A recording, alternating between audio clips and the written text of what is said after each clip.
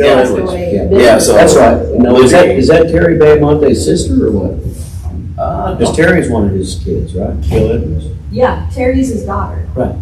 And then, well, Libby And is. Libby's his daughter. Yeah, Libby is one of the Edwards, and then she had lost her son, almost a year ago to this weekend. Oh, wow, I didn't realize. Yeah, that. because I was always really close with John and Bryce, who were their sons.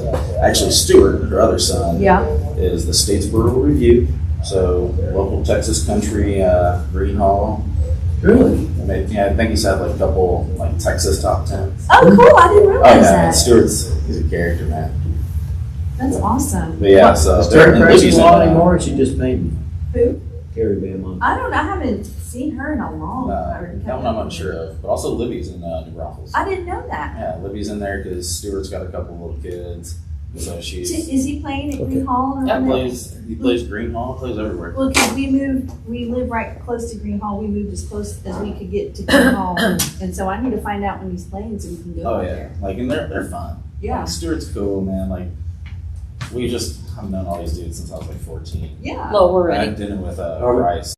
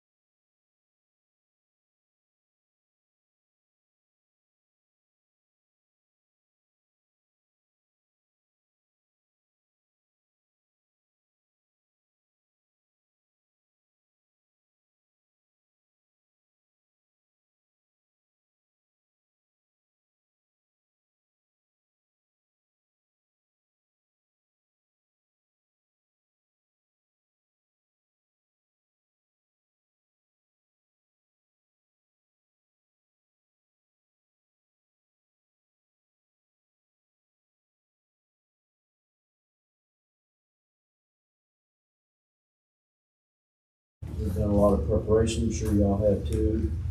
If you don't have any preliminary remarks, I think my understanding is we're gonna hear from y'all about, apply on the ground rules, and we're ready to do that. Yeah. And I guess let us first, Roxy is here today, so for those of you from your team who weren't here last time, and please you can met her on the right. This is Roxy Stevens, she's with Denton Navarro as well, and she'll be here much of the time negotiating as well. My apologies. And some of y'all, I think, know Roxy, right? Yes. Also from last time. And last time Daniel Owens was not here, he was in paramedic school, he is here now. Yeah, good to see you again. Welcome back. So for the ground rules, we only have 2 proposed changes, and this is just based on, I think, the changing environment that we saw last year, but it is true that city council passed a resolution for the police, and basically, created a pay package, negotiated. And so in the event that they want to pass a resolution or ordinance outside of the bargaining team, obviously we just want to make sure that we have the right to talk to them about those issues. And so we're very specific about that. And then I think that's the only change there. And then I think there's one more change lower when it comes to talking to press.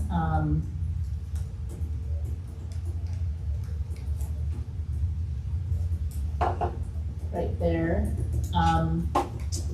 During the negotiation period, basically neither side will disparage the other side, and we will inform the other party. We just think that, based on what we saw last year, that it would not have been fair to us to not have released something, especially since it wasn't necessarily the bargaining team that released it, but it was the city itself. And so we just made those changes, and we didn't say we will make, joint things, but we may if we want to. So those are the only 2 changes we made. Can we go back up to the first one? Yeah. Okay, on that one, I understand the example that you were using. Can I clarify, you're not just talking budget, which is an ordinance? No. Okay, No. I just want to be Yeah, clear, yeah. because that's, And if y'all want, we can add something like excluding yeah, the budget standard. process. Yeah, good question, that didn't occur to me. Okay. So we understand both of these, and I want to tell y'all that I appreciate it very much. From our discussions the last time, I know this was not something that you were fond of to begin with, and we made it clear that it's important to us, and we're making a commitment of trust and honor here to y'all to try to do this the right way, and I really appreciate this response. We'll go back and talk about both of these items, but I'm really encouraged by this scenario. Let me look at the second one, if you would. Roxy, if you would get that one. I just wanted to mention that we have already been working toward making sure that, to the extent that we can in the organization, based on everybody's prerogatives in government, elected officials on down, that we tailor this process. And I know that the city manager is committed to doing that. So we're going to do our best to make sure that we have either say-so or the puppet strings on those kind of communications. So I just wanted you to know that too. Yeah. Because I would certainly not like it if I was on your side of the table and, our team says, well, we didn't say it. That's not what it's about. It's about trying to do the right thing, and we're trying to do the right thing. Yeah, and we really appreciate that. I do think that just we saw in the last year, a lot of council people tweeting and doing other public things about the process. And so we just want to make sure that if anybody were to, that we would be able to respond quickly, obviously, but we recognize that we don't want to betray any trust or disparage the city or the bargaining team in particular. So we wanted to make a really big effort to put that in there. I just want to make sure that we also, that it's clear in that event that we feel the need to respond to something or to put out some type of press release. We want to be upfront with y'all, talk to y'all about it first, tell y'all about it first, and make sure y'all inform that we're going to do that. And then if you also see a little bit further down, we just take out will when it comes to jointly. Yeah, you already told me you hate Will. I'm a shall guy, but I even put praise will not. It's all right, you know, you're rubbing off on me already. But yeah, well, I just want to make sure that we, you know, that we're all just being upfront with one another. So let me ask just a little bit further. I know on badges, we were talking 12 members of your team, that's then we have plus, he's, what, 13? 12 is fine. Okay. Yeah. And then do you have any, Let me just double check. We have one. okay, two, you three, can, four, you can five, suggest that. 12 is fine. Okay, 12. Do you have any suggestions on the cutoff date for new issues? You know, obviously, on new issues, if we set a cutoff date, that's a good thing. That's what we're trying to do. Right. If something comes up and it affects the rest of the issues, or, you know, anything just randomly comes up, it comes up. You know, we're Yeah. not done till we're done. in other words. But yeah, but it's, you know, we're trying our best Right. efforts to get things. Any suggestions on that? I think we're pretty open. I think the only concern that we had is, I'm not sure, I guess we would just have to think about when all of the articles would be on the table, since we usually hold back some of them, so. Okay, I and think this we're- does exclude wages and benefits, so this is kind of the non-monetary considerations, basically. Yeah. What kind of date were y'all thinking? Let's see, this is May 1 today. Let's look at how many dates we have. I know we have weird scheduling Yeah, things, I let's think see how we- many. okay. I would hope so today's our second meeting, I would hope that in 4 meetings from now, we could have all non-monetary issues at least on the table, So. not completed, but you know, at least. Yeah, so it looks like we actually have a natural break for like 3 weeks. So May 17th is our last date in May that I have. I'm just double checking that, yes. So May 17th is our last date, and I don't know if that has to do with, and I think we do take a 2-week break after that. And so between May 17th and June 9th is all a break. So we So could do just you wanna say May use June 17th. 9th so that we can get our act together and try to have everything? Yeah. And if not, we can extend it, you know, it's not the end of the world, but Yeah. at least then we have some targets to work for. But I think that the rest of May is a good natural break, because then we have a long break after that. So then June 9th, that's what we're looking I think so. Okay. And what is the last date? Okay, and then for the last date that needs to be filled in, it's, we're gonna kind of ramp up sessions, and I think we should look at, you know, so this expires September 30, so we'll look at, you know, August. yeah, let's do that. So we'll just, I think, because we want council to have a chance, and then before that. yeah, so let me look at the council schedule and pick the last council date in August, and then the date that it could make a meeting, an agenda, which would be the Friday before so we'll look at, we'll try to fill that in 2 for you. weeks, yeah. Okay, well, let us talk about the changes that you've made and caucus for a bit. Do you wanna go over your articles, and then we can return all of them? Or, and then, you know, we can start looking at those, or would you rather a caucus? I think we'd rather caucus first. I We think still have some loose ends on our side, several of them are just ready to go. But we wanna make sure everything's ready, and it won't take very long. So, what do you think? 11? Have you? Yeah, I think 11 is good. If that changes, just let me know. You bet. Okay, thanks.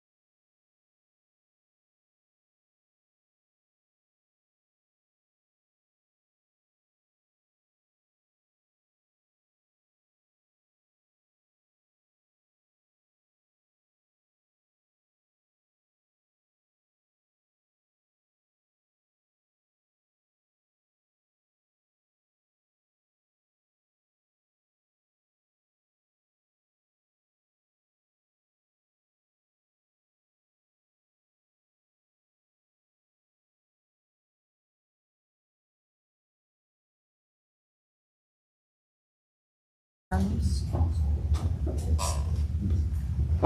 do it right now. Are we ready? We're on. Appreciate the time.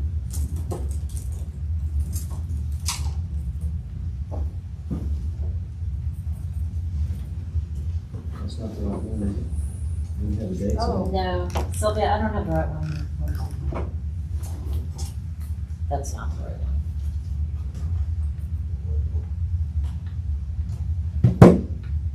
Well, can you unplug and pull it off of yours? There you go. This is the one I sent you. Yeah, she sent the wrong one to you as well, Selena. Sorry about that. That was the old one. I was very excited. It looks the same as ours. With no dates and no nothing. I don't think you're gonna be disappointed with this. And I think that what we tweaked a couple of these things here.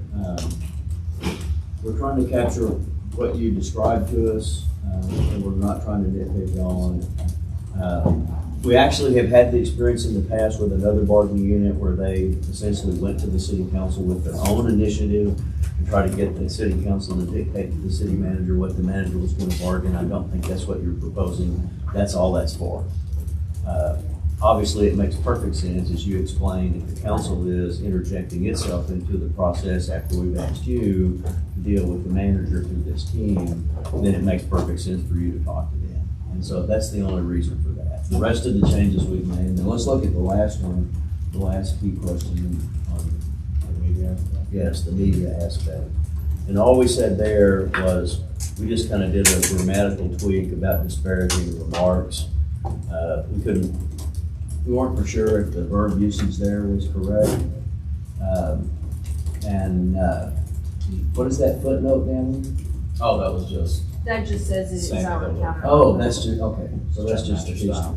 The only other thing was that, we don't think we need unilateral in there, I think it's just self-explanatory.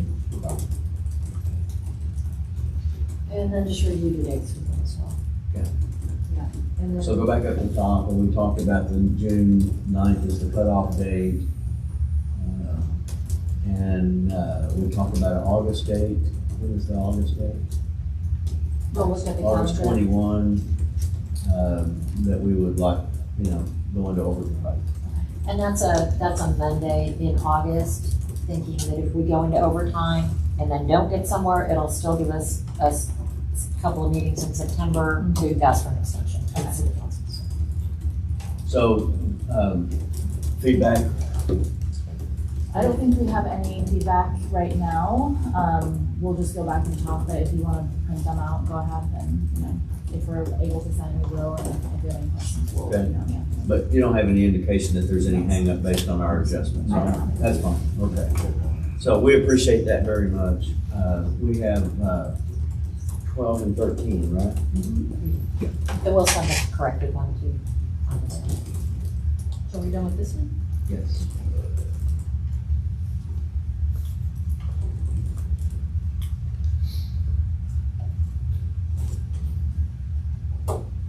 And I have counters that that y'all sent yesterday as well, but those are not final. Correct, once we do 12 and 13, and then probably when we come back after. We can use those. Yes. I think, so we just sent, 12 and 13 for you right before we sat down.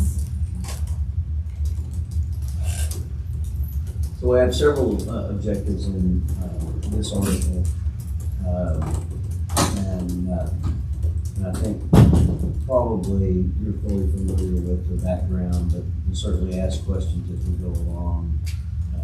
This is an internal change here just because we've been informed by people in the department's HRD that some of this language is limiting and that there's a broader recognition for accreditation. Apparently this is something that is kind of an ongoing trend about accreditation. I don't think this is anything other than just the evolution of the world that we live in terms of the way people are educated.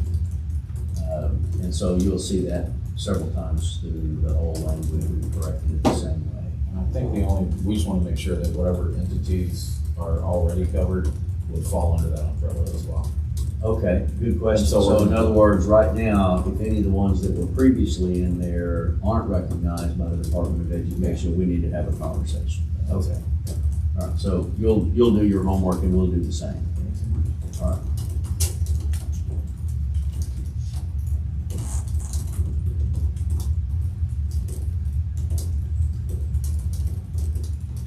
So in several occasions in the article, you'll see here on eligibility on the captain for the field position, that we are dialing down, the previous, time or experience in rank and classification, to facilitate people moving up more rapidly in the organization. I don't know, but I wouldn't think that that would be something that would cause problems or concerns. We're satisfied that people, are going to be competent and qualified to move up if they can, finish the testing and so forth and become eligible for the new positions. So this way we don't have people that really are qualified and credentialed to move up, being held back unnecessarily by these provisions.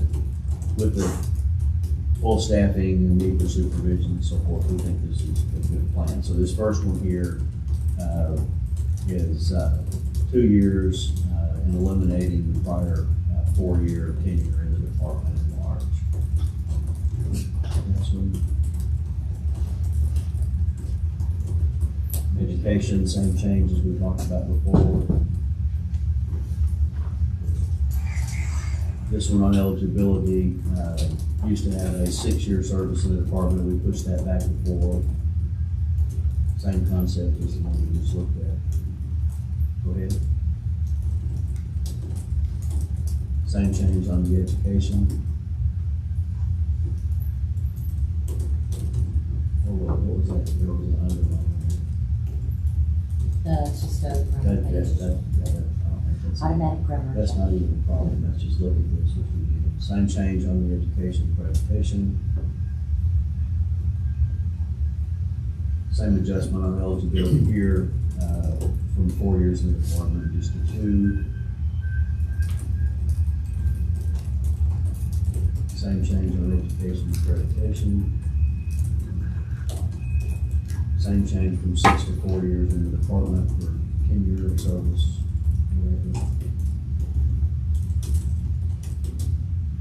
Education credentials, education accreditation. This is our proposal for the appointment of division chief. Previously, obviously, that was a position selected by promotion, and so we deleted that language. The section below that then for assistant chiefs becomes applicable to the division chiefs. And we just had some cleanup language of, spell out the Texas Local Government Code, non-substantive changes other than moving both of those into appointed status. Eligibility, that's just a cleanup. Now, the crossover transfer here, which I think you're familiar with this initiative, and what we're doing is dealing with field positions versus communications positions, uniform staff and non-appointed positions with a year, can request a transfer, and they're subject to availability of vacancies in the position and eligibility. And so, this is changing the rule that used to exist before for clinical specialists. You'll see down below, we conform that for the field position, going over to see whole thing.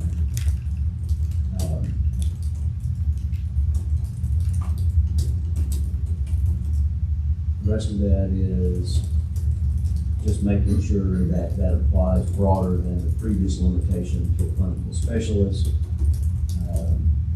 And we think that we have eliminated all of the problems with extending this rule to people in field and comm positions, and invite your review of any scenarios that we haven't thought of, that we need to make sure that the language is correct. Any questions about what we're doing? So, I think this might be a little bit updated from the one that you sent yesterday, It so, is. we didn't really have a chance to discuss this, but, immediately my thought is if it extends above, so let's take a captain or a commander in field or comm and they want to transfer, so we can, let's say they wanna go from the field to comm command, then that means that they'll transfer if there is a position available, and they will have to meet the requirements. Is there a certain time frame, or how are y'all envisioning that? And, you know, also vice versa, of course, because to go from comm commander to field commander is obviously very different. Sure, so I think that, Please answer. yeah. Sorry. I would love to hear you try first, though. Yeah, that would be fun. I think those are things that we can certainly talk about with that timeframe. It's just like with it's defined a clinical specialist is hired either laterally or even through a promotion process. There are some defined timelines that they need to meet before, getting completely signed off in that. I think that we can talk about what language needs to be included in that so that there's not just the there is an end to the process of being, meeting all the requirements for whatever. We would generally prefer, no surprise to you, that the operational dynamics of that would be by policy, not by contract. But at the same time, we want to make sure the contract is consistent with that and not creating problems. Yeah, and I just wanted to make sure that, our folks who go into that process know what to expect. No, what is, Non-substantively, the new section 2, yes. under this last sentence, subject to subsections, it still has 4 and 5. That should be Yeah, changed to that 3 and 4. Oh, okay. Absolutely. Can you renumber? Is there, Right here? Yes. Yeah, just, I like that.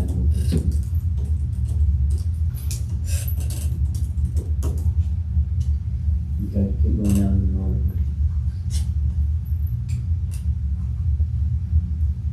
That's just conforming the language. This one, any demotion or transfer requested, subject to availability, vacancies in the position, the time of the vacancy. We tried to think through all of the scenarios here and see if we're creating any problems we didn't understand. I think we caught them all. You'll see that we changed this again, to eliminate the 2 years and just go to 1 year immediately before, so that somebody's been in that position long enough.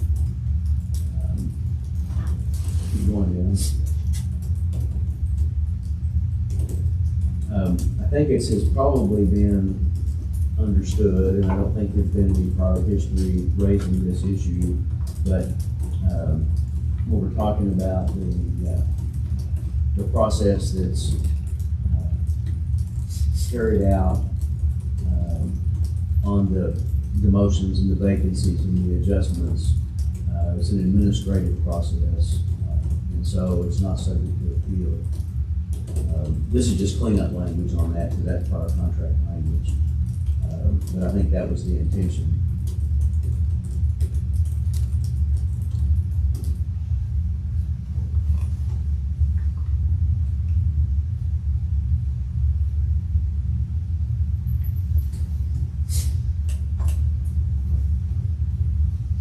This is actually the one that I thought we were looking at earlier. And previously said that it's not appealable. Just to clarify and make sure that it's not disciplinary in nature, because of the fact that you're moving into a position that's a lower position in the chart. And I think everybody's probably has that same expectation. I believe that's the way it was working in the past under the prior language. Not aware of any dispute over there, that agreements or anything like that.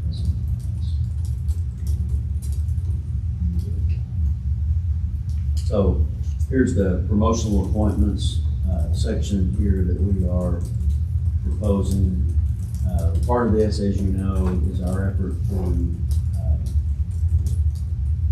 take what we see as funds that have been paid in back pay compensation for statutory delay of promotions because of the unique vacancy scenario that we have, where we have positions that we can't fill, they're funded, we want to fill them, we're moving toward that objective and so forth.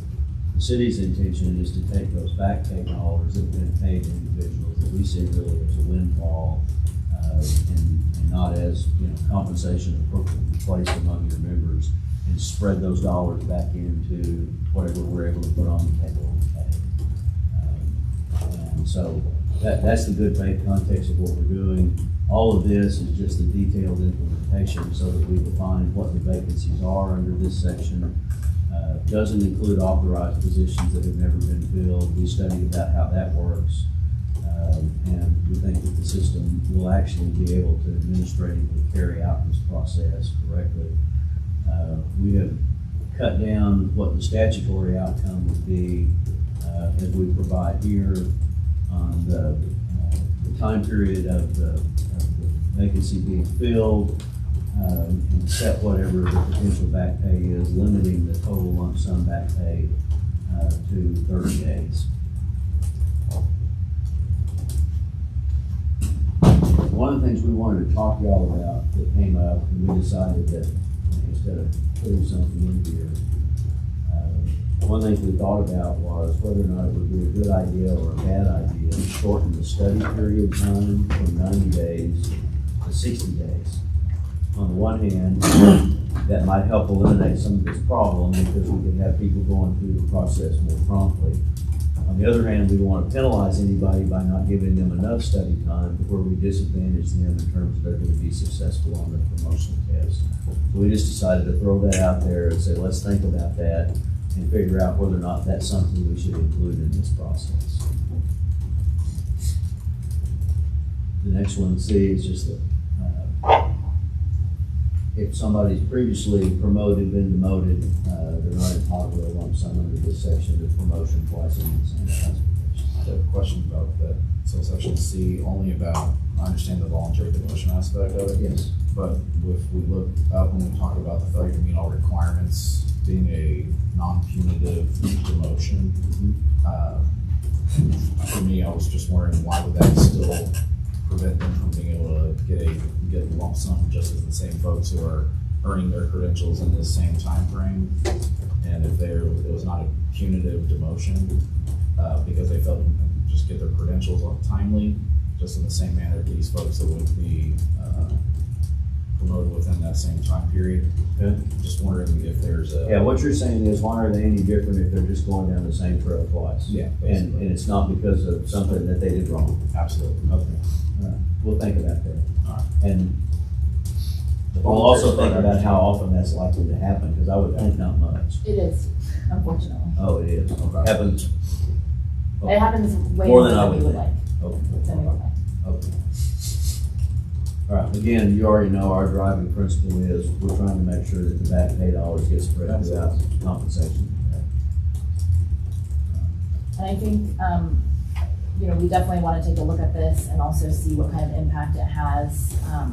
But we also recognize that this is in perpetuity and our issue right now is a very present issue. And so those are some of the things that we're balancing. And if I could just jump in. First day we sat down, we thought this would be a really good time for us to utilize subcommittees for certain items. I think this would be a great subcommittee item kind of as a whole Yeah. for us to take in smaller groups and kind of bite off pieces and see where we can go with those. Yeah, and we had talked about the part about, the study time period and so forth. But it really is a broader issue. And like you talked about, if they've been demoted and now they're coming back and they're gonna promote again, why should they treat them differently? For credential And maybe this is a scenario to where once we get back to normal staffing and so forth, the normal 143 rules are more logical.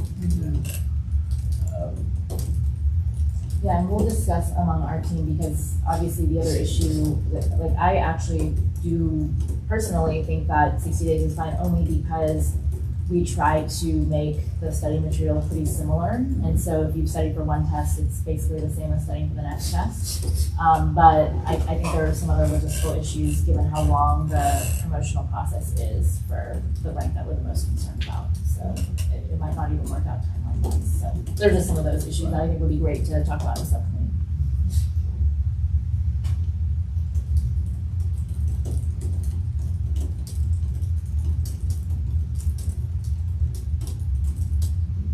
That's the end of that article.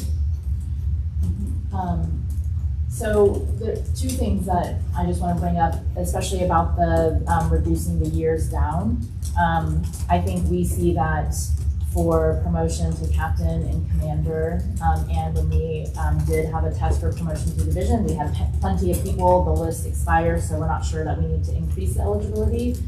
And that being said, you know, I think that this article is going to be hard for us to give back because there are a lot of financial considerations.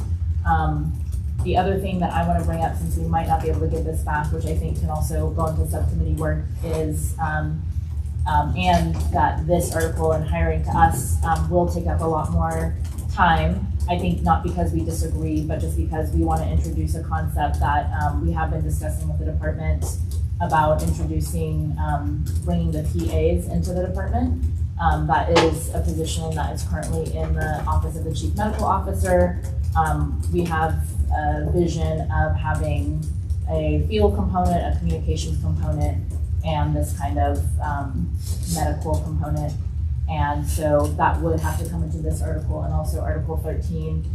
But the whole goal really is that you can come in, and I think this article really kind of describes the beginning parts, but you can come in as an EMT, and then paramedic school is provided for within the department.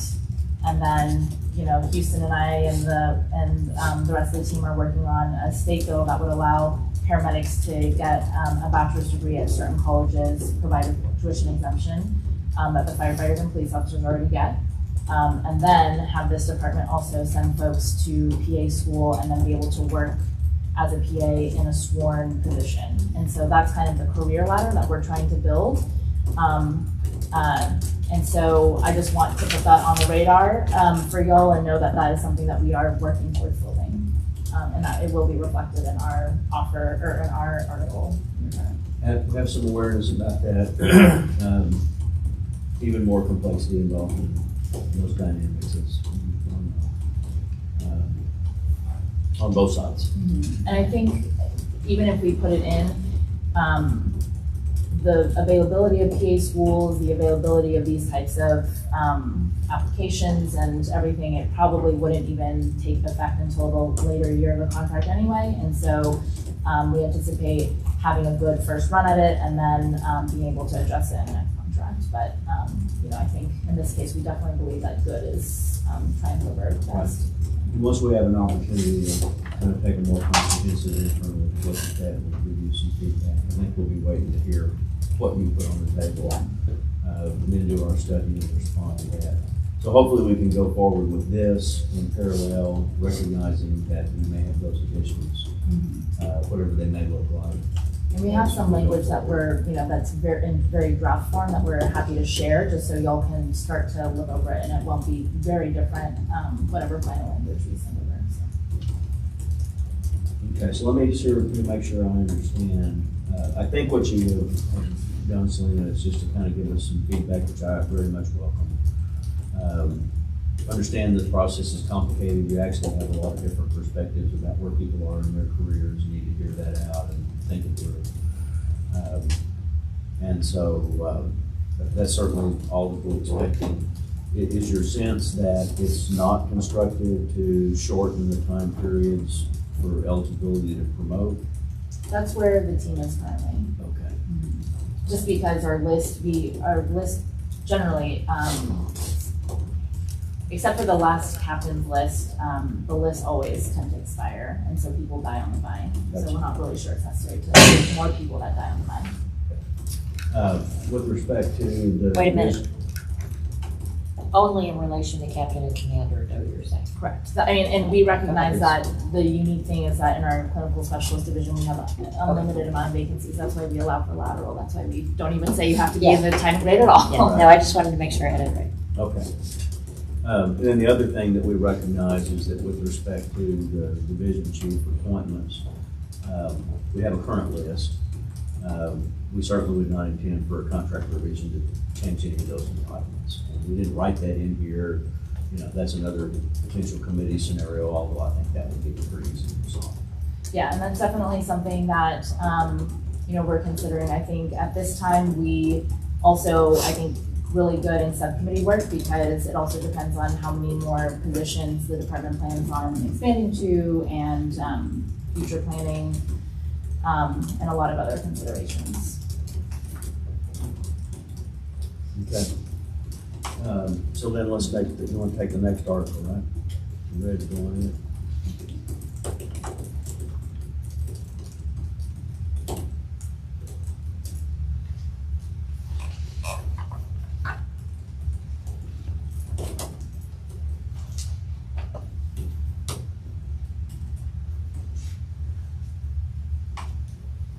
So into the lateral hiring process that we just alluded to here. What we've done here in this section, we have the renumbering of these provisions. We've added B and C. So we have clinical specialists for the field, clinical specialists in communications. And then you see the criteria there for the communications.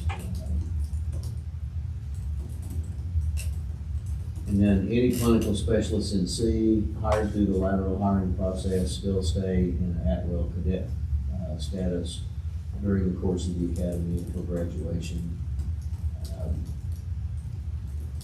We provide down below, that's just cleanup there where we've added clinical specialist communications. And then upon hire, we have this provision here, be placed in the position regardless of any rank they previously held in another agency, which may not be necessary, but just to make sure everybody understands that on both sides, the incoming employee and the rest of the department.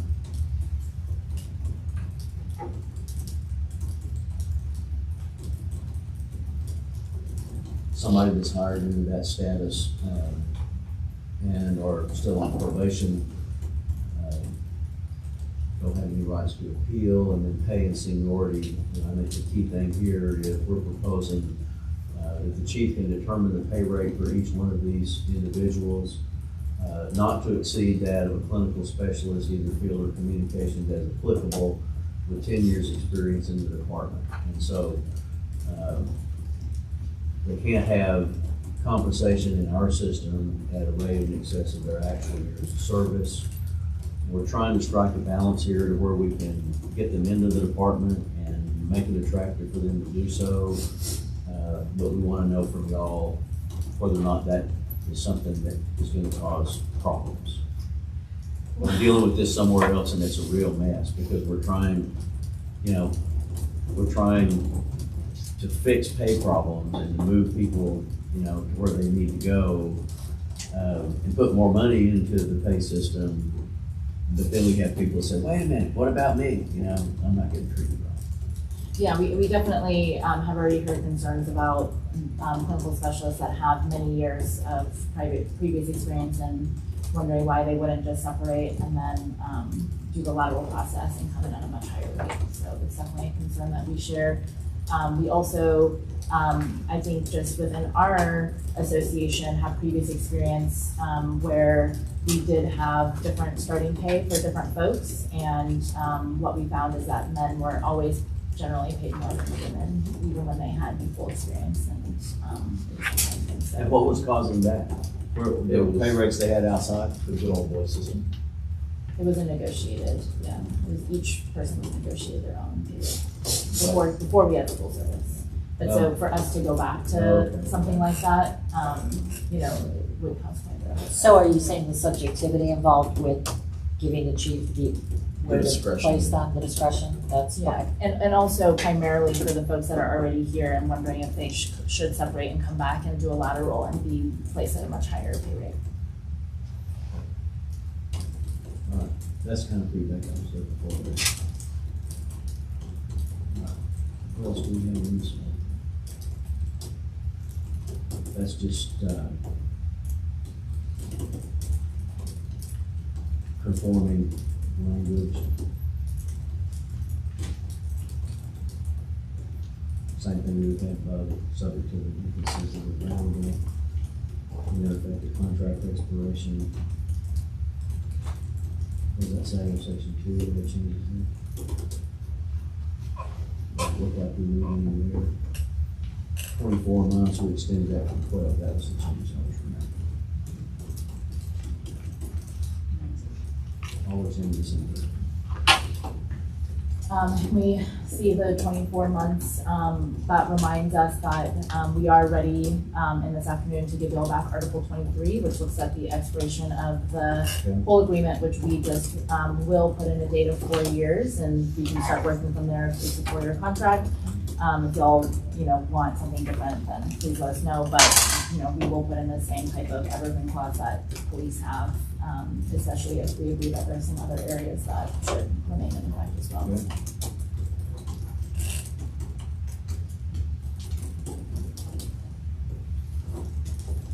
You meant to say the police had.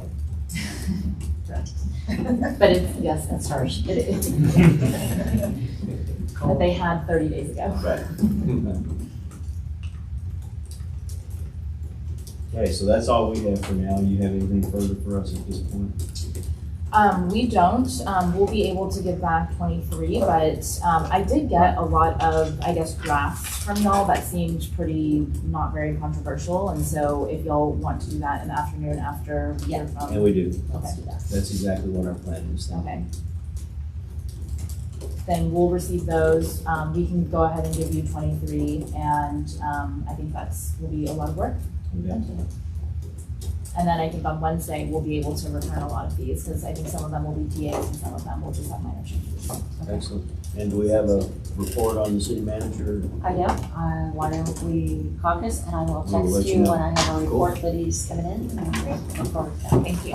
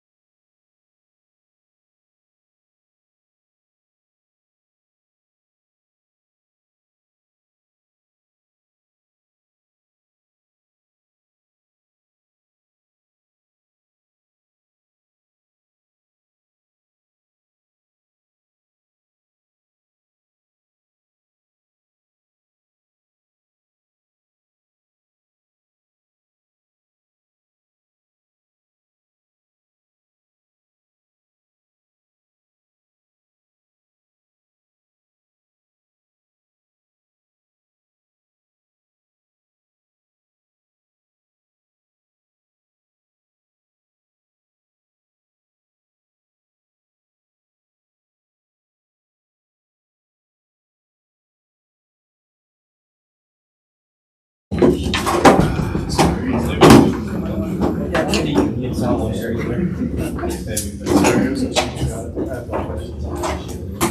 Like an onion sizzle on the feet, that's all. I like that.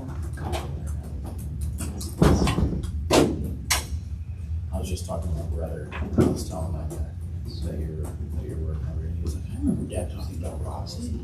We're I know, buddies. like, because I was telling Selena, like, when I sat and thought about it, I was like, one day later, you didn't know any other Roxy's. And so like, he would make mention, and so like, honestly, it makes it's really filling me with a lot Yeah, of joy, like, it's, my dad, You working for McKibben then?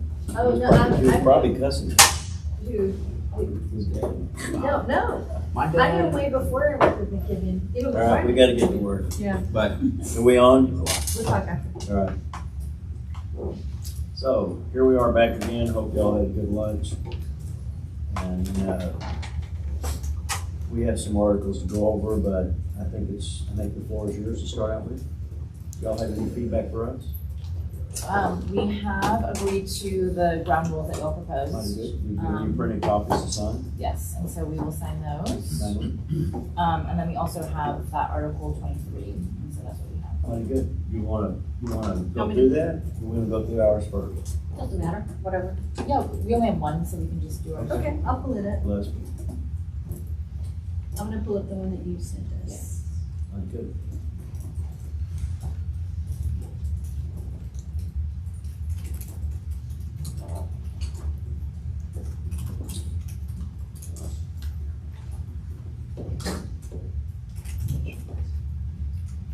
And basically, there's a lot of words that are unread, but the gist is that, this is just much more in line with what we've seen in the police contract and gives us 6 months in case, we weren't, able to come up with something at the end of this term.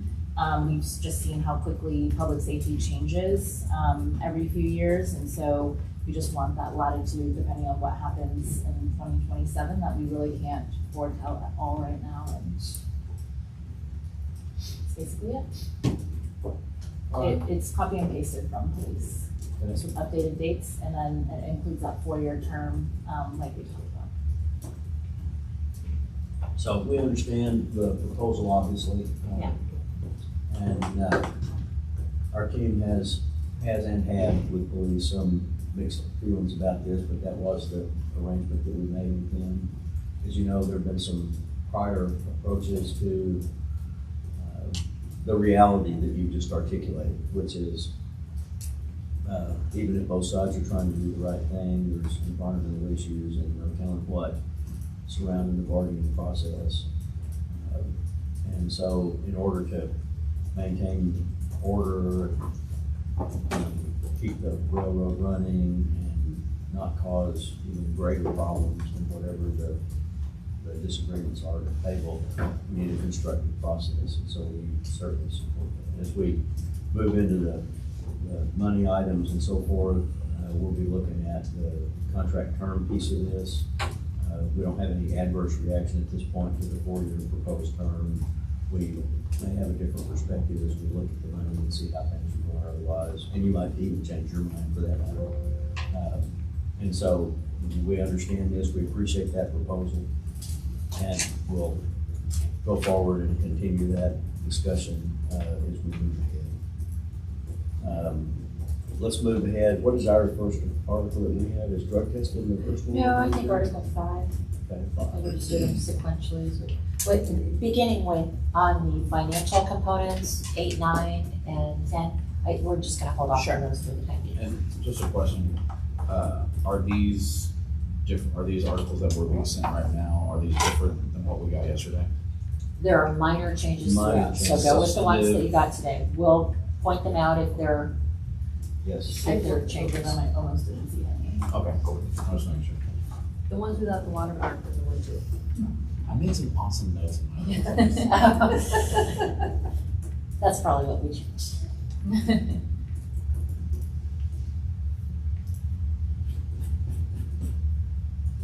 So I did want to explain, which I neglected to do earlier, we are indexing our proposals to show the red line tracking down at the bottom there, so everybody sees that. we have your proposal in red, ours in blue, to the extent that either side is accepted, we'll be turning those in green, and that's the blue reflecting that. We're looking at the digital paper form question, and so that's noted down there at the bottom. And I'm not involved in that loop, but we will get you an answer on that. And we understand the logic behind your indemnification. That makes perfect sense. That you would not be indemnifying people for penal offenses and so forth. And we've added this provision here just because obviously we don't have any control over your personnel. We just like you to consider that as an adjustment. I'm sure y'all are going to be handling the due diligence side of that anyway. But we're comfortable with the adjustment with that condition if that's satisfactory. I think that's everything in that article. And the footnotes at the bottom show when those changes would be made. And when y'all talk to payroll, just know that we have created our own digital form, and so we're comfortable just letting them allow us to use the one that we created. It basically reproduces it exactly on their paper form.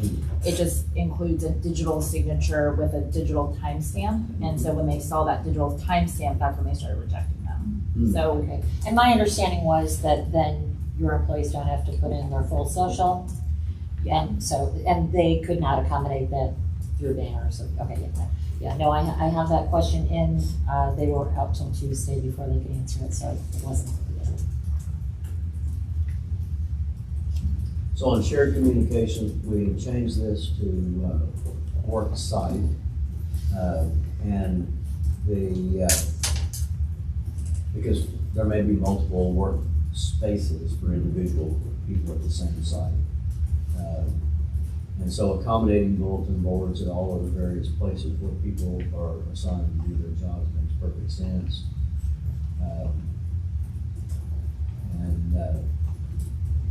I can't tell you,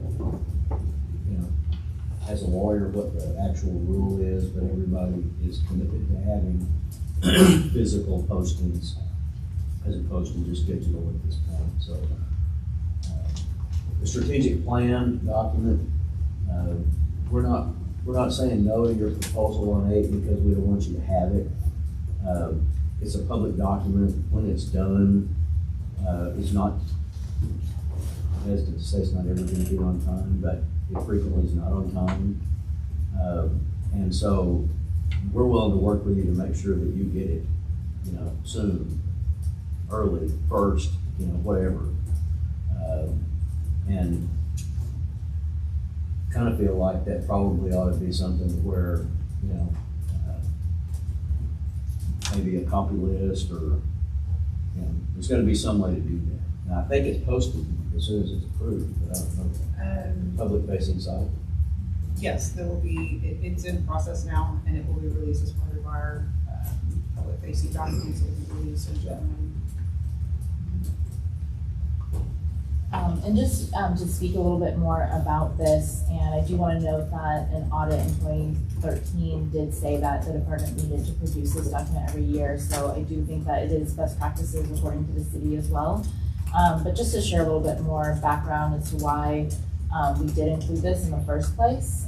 Dio actually has been on the committee working on the strategic plan, and I think it just highlights the fact that all of our members do take great ownership and value in knowing where this department is headed, and simply want to be both taken into account and also engaged in that process.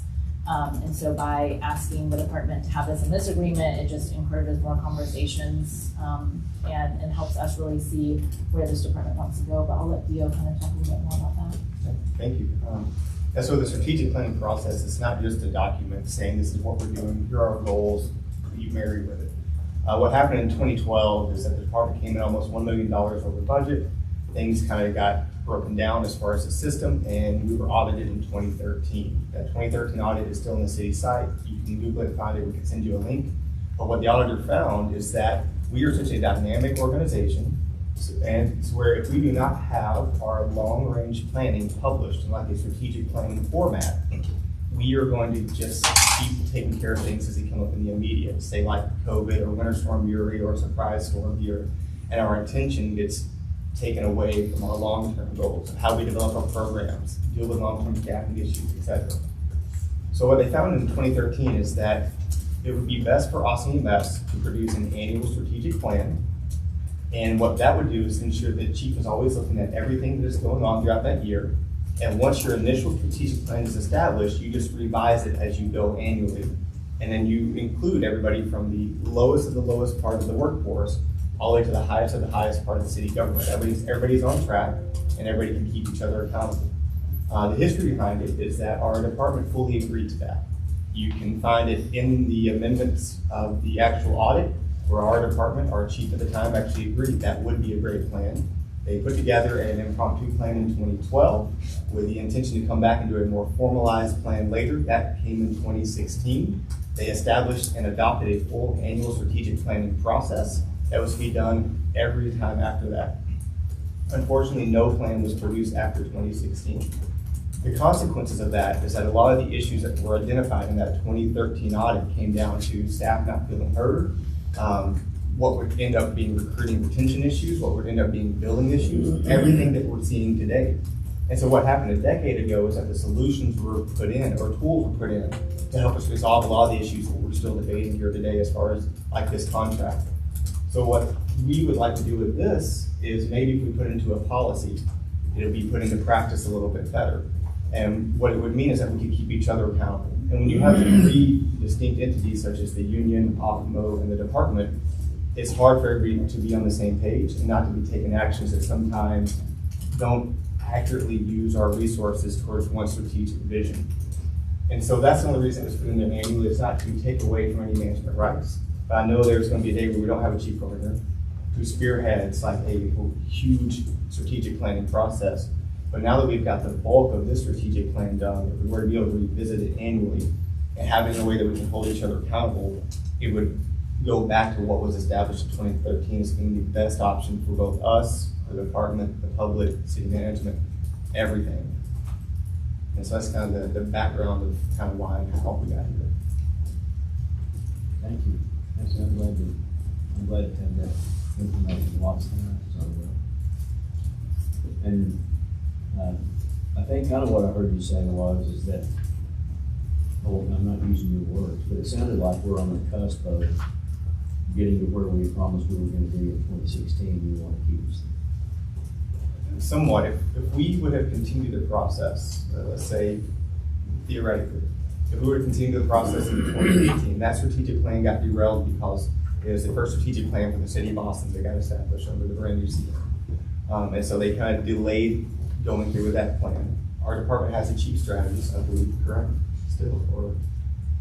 Not in that same way. Gotcha. Formerly, we had a civilian role dedicated, the title was chief strategist. And so, in theory, if we would have continued from the 2016 plan and actually implemented the annual plan that was put in place, we could have handled the magnitude of COVID without losing sight of what our measurables were for that year. Whereas, kind of what happens is that we got punched in the face, we didn't have our full plan laid out, and we are still kind of trying to piece together everything from that time.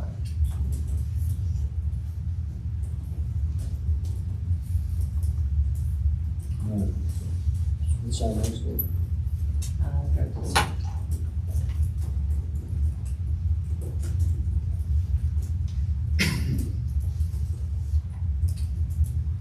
So I want to give you a little bit of perspective on this drug testing article and the discussions we've had back and forth. We've spent lots of time on this, had a number of discussions in the team, and then as we've gone through the editing process. The city team feels like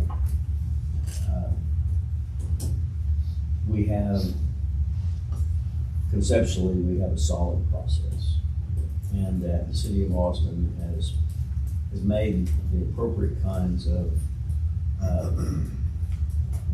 real-world adjustments, caring for its employees and personnel, recognizing the fact that we're all human beings, nobody's perfect, People go through various aspects of life and so forth. Society at large, I think, is continuing on, a centuries-long learning curve of how you deal with the different challenges that people have. Measured against that, obviously, is the critical responsibility that each of your members has toward patients and patient safety and so forth and so on. And so the core principle behind the article is impairment on duty. We all know the unusual history of this article, starting from the first bargaining we did with DMS. And so what we're trying to do is to make sure that we maintain an appropriate balance. That means that we want people on the employer side that know what they're doing, understand employee rights, that they're fully educated about it. They go forward with the process the way they need to. At the same time, we want incentives under this article for individual employees to understand how important this is, both to their patient responsibilities and to their continuing status with the city. And so that's really, those are the guiding principles behind what we're trying to do here. And so the language that y'all have proposed here in section 2A, any city employee administering the reasonable suspicion test shall be trained on the testing procedures relating to this article. We thought that was a little bit ambiguous and confusing because it kind of entangles testing with the development of reasonable suspicion that results in sending people to the testing process. We certainly agree that policy has to include training on the application of standards under the policy. At the same time, I assure you, if the city's going to go forward with something that may eventually result in disciplinary charges against somebody, we're going to want to have that employee having completed the training and be confident under the training. And so we hope that is accomplishing the objective that your proposal suggested. The next adjustment that we have is when we get into the protocol for drug testing itself. The team, members of the team have gone back and looked specifically at the DOT provisions. And so I want to sketch out what we think we are both trying to do under this section. You have a DOT list that has drugs and classes of drugs. Then you have a DOT provision that has a chart that talks about the levels that are the parameters that set up a violation, if you will. Then there is a limitation in there that the DOT has decided you can't test for anything else. Well, we test for everything on the ambulance. So we can't use the DOT standard because it would prevent us from testing and meeting our responsibility to the public. And so we've tried to take those aspects of the DOT provisions and make them consistent with what we're trying to do. That's why we are separately dealing with the classes of the drugs. We are then talking about not having that limitation that's in 40.85. If we have somebody that's an Austin EMS employee that's impaired on duty, we want that individual to be dealt with appropriately. That doesn't necessarily mean that they get disciplined or terminated, but it does mean that we find out that that's true.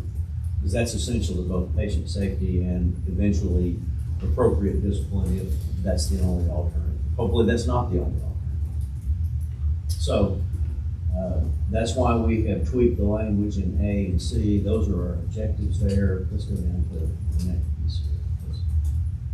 I don't think there's any other changes in the testing process itself. All of the other due process things are in there. We have not accepted your proposed change on the marijuana metabolites. We see that the same as alcohol or any other potential impairment substance, even if it was lawful to use it. The question is really impairment. And I don't know enough about the science to know whether or not the difference between 8 and 9 has a bearing on the level of potential impairment or not. Some things I read suggest that it does, But everything that I have seen about that suggests that that's either ingestion volume or inhaling volume or whatever. And that you can achieve the same levels of impairment with higher levels of a substance that has a different chemical component of THC.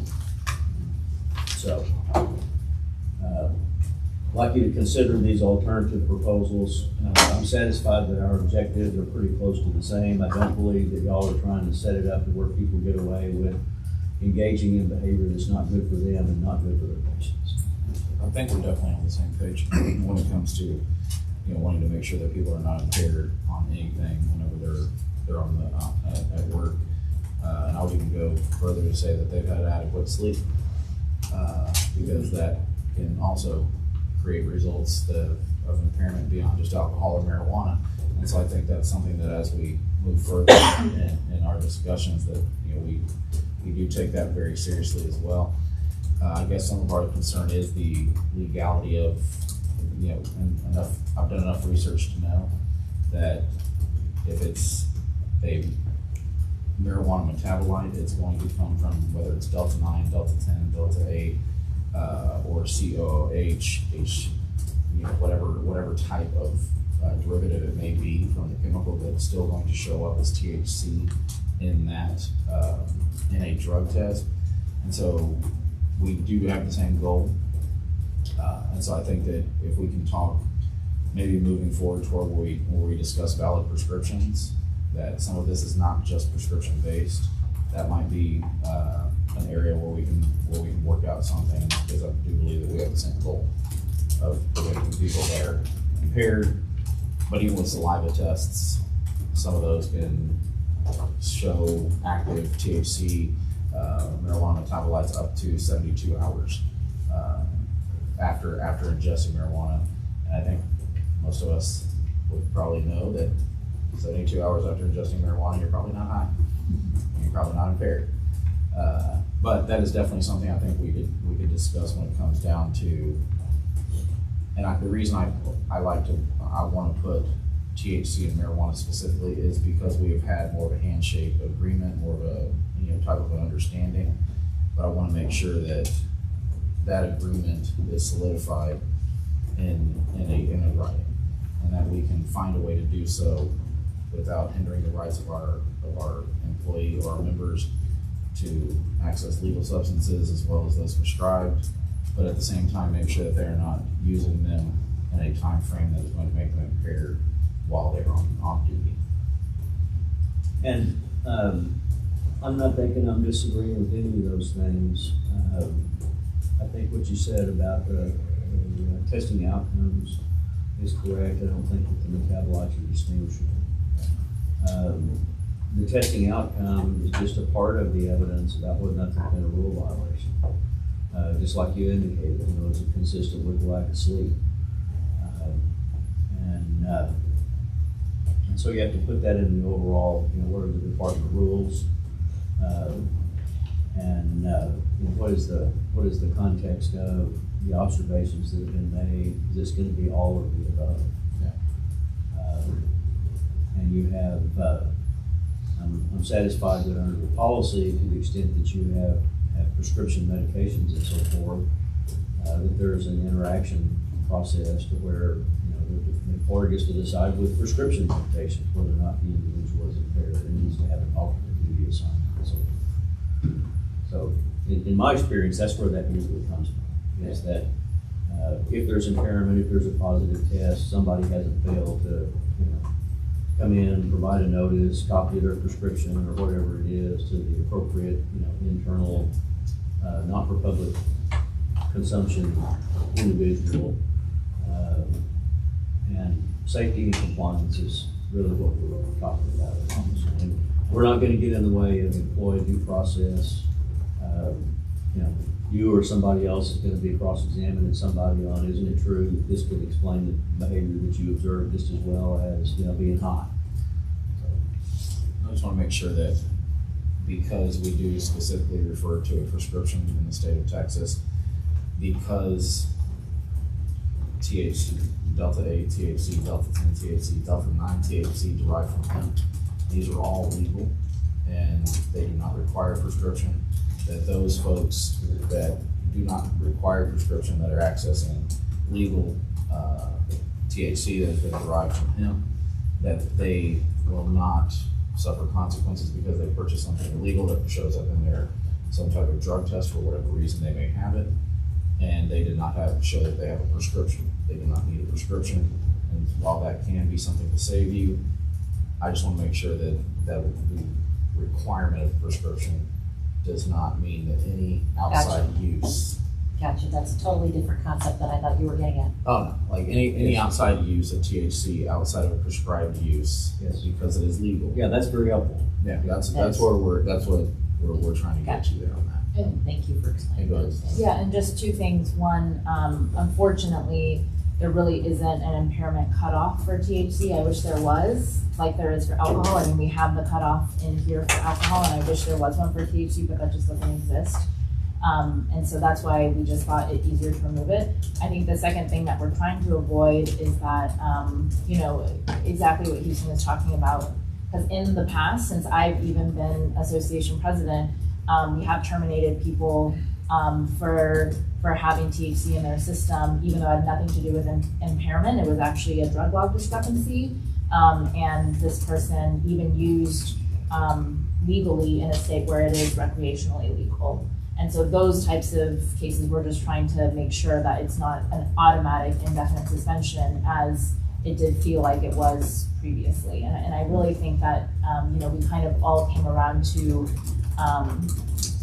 these types of understandings in 2022, but we just wanted to more formalize them. And I think Houston's point about that it's just not an automatic, now you're fired because we see it in your system situation. The example you're giving though wasn't under the current contract, Correct. correct? Okay, I just want to make sure. That's one of the reasons why we tried to adjust it. Yes. Okay, And that was just one of the things I was like, regardless of whether it was under the last contract or this contract, the language does not specifically denote the agreements that are understood currently.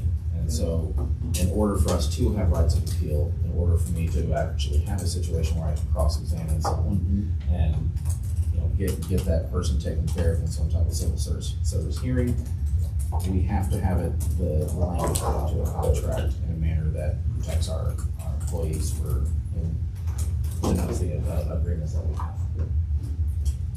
And one last clarification, so what you were saying is that the line, without incorporating the DOT limitations on testing, all you're really saying is further clarifying that the medications approved for use in patient care may not fall within those guidelines. So, which is a handful.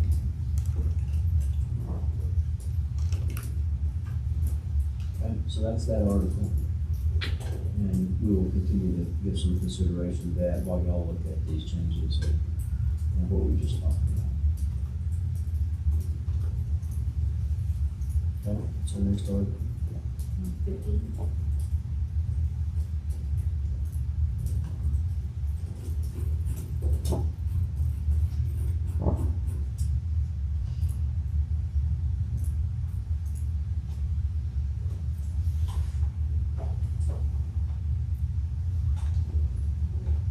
So the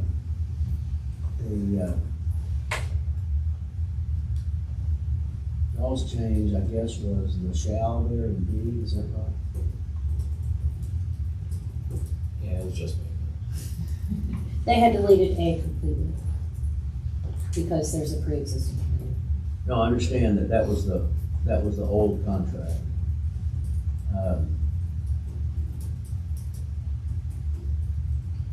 When I was going over this change and trying to educate myself on where we are about this, the committee has been in existence and has been working on this, and I don't have a clear understanding of what the history has been in terms of a prior matrix or whatever, but we agree that the process needs to continue to go forward. We agree with it's not on this page, but if you get to the second provision in here, that it doesn't affect the chief's discretion and choices but that the committee will make initial recommendations to the chief. That the chief is gonna kindly take action on that.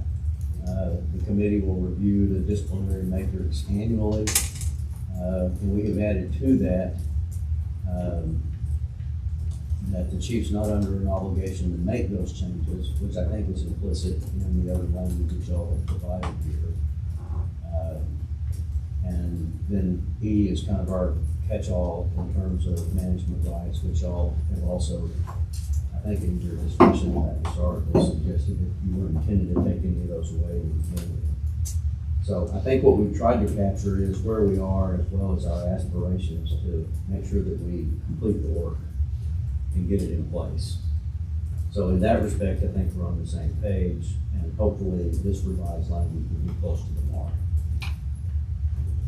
I'll leave anything out. I don't think we have any questions on this. So, anyone? 18. Oh, schedules.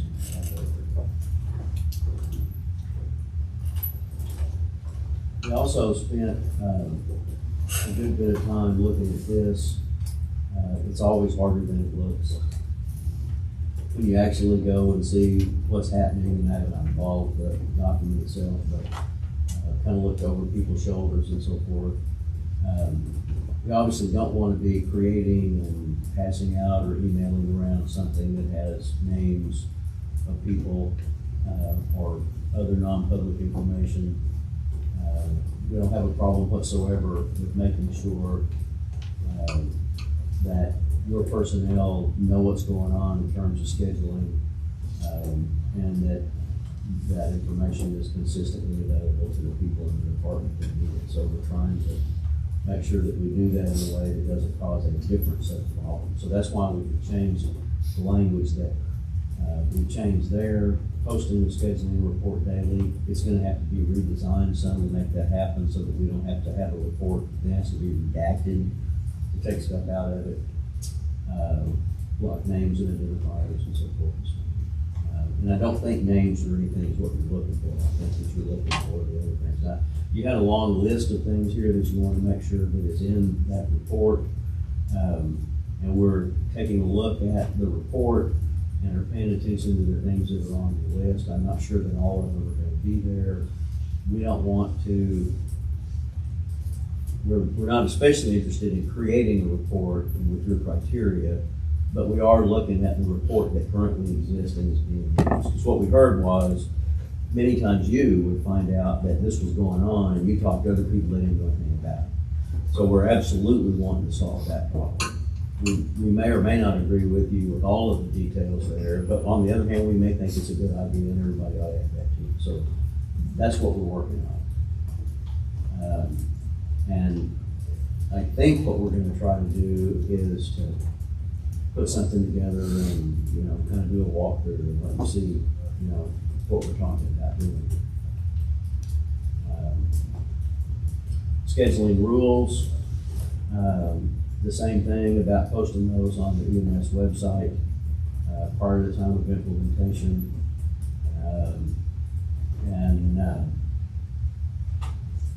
That is a,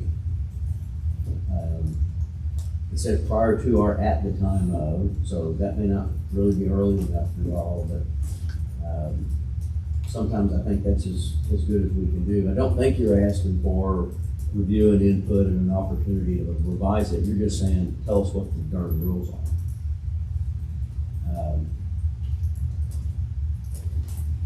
So if that's our alternative response, I think we're trying to work with this in the spirit and the sense that y'all mean it and what you're trying to accomplish. And if you're not, we have an open mind about what we can accomplish. Yeah. There's sound reasons for what you're asking us for. I think section 6 is fine. Yes, even if they post it and the rules change in 5 minutes, that's fine because that's better than. It's not optimum, but it's better than not knowing until tomorrow. Exactly. But I think for section 5, one concern that we have had previously is that, you know, we really wanted uniformed staff over scheduling, and basically the department said, we put this in the contract, I believe in 2018, and the department said, well, we do have a commander or somebody overseeing the scheduling staff, and so that's not really exactly what we intended. And my concern is that the language that y'all have, that you could say it exists, which is our telestaff, which is where you can see who is on the ambulances that day anyway. But that's not really the level of information that we're looking for. And I think in the previous draft that y'all sent over the weekend, it specified that the information that the commanders receive on a daily basis is what will be sent out. And that information is a lot more than what we see on telestaff. And I think this language took that out. And so I think we definitely want more information than is already currently available, or else we wouldn't have put it in there because it's currently available. And so definitely it would help if y'all did have a draft of what additional information you would like to be made available. We So- obviously offered some specifics. And additionally, into that, I'm glad that y'all took it beyond just a email to uniform staff, and that it's actually something that was listed on the department website. I think that's a really good addition because part of habituate the use. well, yeah, and not only that, I think it is important for the public to understand what what trucks are gonna be down, how many people are calling out, how many This is shifts. internal. Oh, this is internal, I thought this was for the, wow, never mind. Take it away from me. I was really hoping that would be available. It's just, And and as I think that you know about this, I mean, it's no secret, there's competing interests about this. yeah.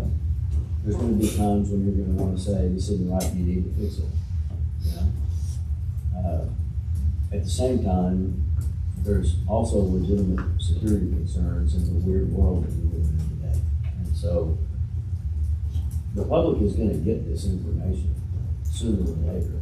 They may not need to have it day of. You know, last thing we need is, something bad to happen.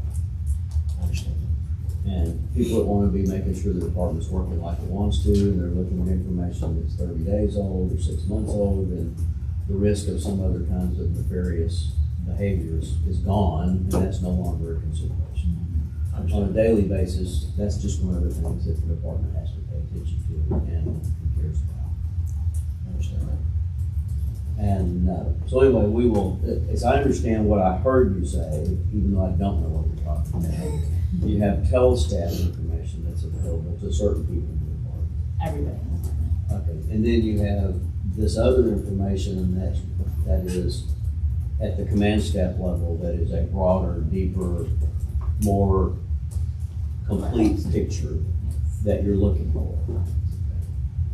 We know what we need to think about, and you've seen our, first effort at a response on this. Take a look at that, and we will continue the conversation.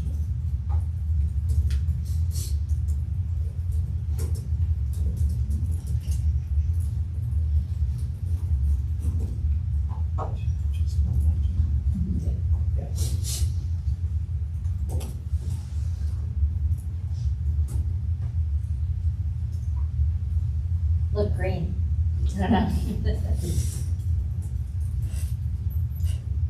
Aren't we gonna reject a shall in here? All right, roll. Dadgummit. All right, we're ready, Patrick. So, here's what we think about this article. And we actually had some robust discussion over this one as well. I think that I immediately recognized from our first discussion on this about the what's good for the goose is good for the gander kind of deal in terms of what happens if there is a failure to move forward on the timelines.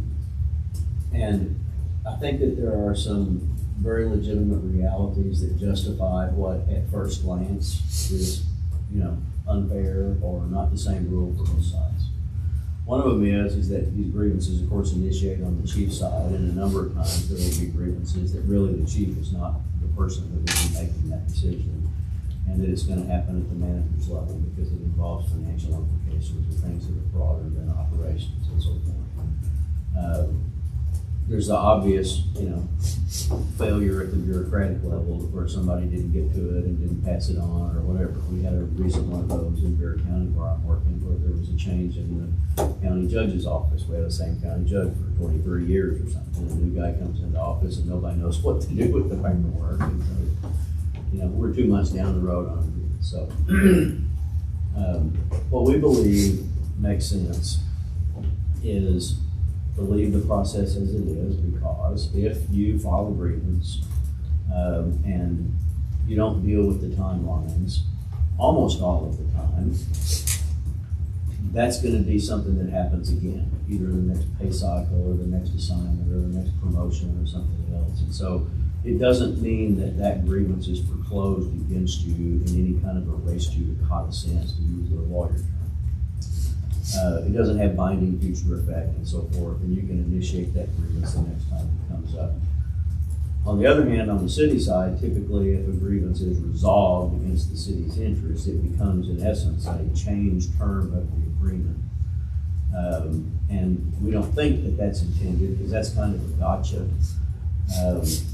And so we think that the way it currently works is effective, and we think that we can solve without changing the contract concerns about failures to process things timely and do them correctly. And what I'd like to do is, if there are scenarios in the past where the department has not timely responded on these things, we would like to figure out what went wrong and see what we need to do to fix that, instead of changing the model, which we think is fundamentally sound. If there's some piece of that that we're not understanding or missing, we're not bargaining to have an unfair process here, or, to have one free bite at the apple or something that you don't get. So that's the best way I can explain, our joint perspective on both the history and what that language actually says. Is there anything else in here in the steps? I don't think there is. So that's the only change. Did that make sense, what I described? Yeah. You may not agree with it at all, Yeah, but no, did it make sense? I understand. And I think one of our issues is, one, we've had a specific situation within the past, I think, 6 to 8 months, where we had said, hey, there's something going wrong with payroll, this is a problem.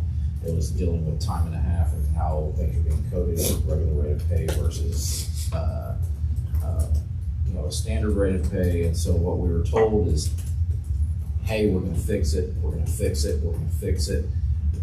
45 days goes by, we're told, please don't file a grievance, don't file a grievance, don't file a grievance. We, in good faith, do not file a grievance. And we are then, the time frame is used against us to say that our grievance is no longer valid. And so it can cause us an issue to say that time frames do not matter. And whenever, when it comes to civil court, you miss a deadline, it doesn't matter why you missed it. You missed it, and you were done. And so in this instance, we believe that there should be ramifications on the city side whenever they are not responding to our grievance in a timely manner, in the same way that there's ramifications for us for not doing it. So this is really on the table because of what you felt like was a bait and switch. Well, it's not, I wouldn't call it. I know you didn't call it that. But I wouldn't even characterize it as such, as much as I believe in fairness, in that whenever, and just like any type of civil procedure or any type of criminal procedure, we all have deadlines, and we all have the same deadlines.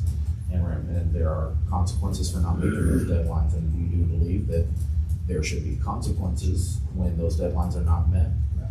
And while we can operate on good faith all day, because I do believe that most of these grievances we solve without going through the full process, and I think that's something that we will continue to do.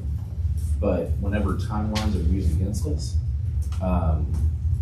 we cannot sit back and just say, well, this is good enough, because timelines matter for both sides. And so if we would like to take out that language, then maybe we should take out the language that if we miss a deadline, then it's resolved and considered dismissed, because that would be fair. Because really all we're looking for is fairness in a process that is supposed to be driven by a model of civil procedure. And so that's really So we're listening to that. where that And comes I from. appreciate the framework of where it came from. And we have also extended many deadlines in the past because of financial reasons and other issues. So we've Yeah. certainly accepted responses that ask for an extension. I think one concern is that, a response from the city can be as simple as, okay, received, and then we don't actually get any substantive response. And we have quite a few grievances within the past few years where that's the only response we've received. And so we just want to make sure that there's a little more open dialogue when it comes to this, and then also that it's just a fair process, that if we face a consequence for not meeting a deadline, then so should the city.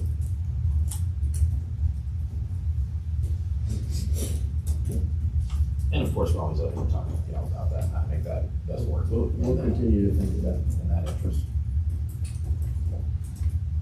So that's what we have for today. I think overall we've had a good day. That gives y'all some things to think about. And we will continue to study those in the context of the feedback that you've given us. And we'll get back together on Wednesday. We're anticipating a half a day.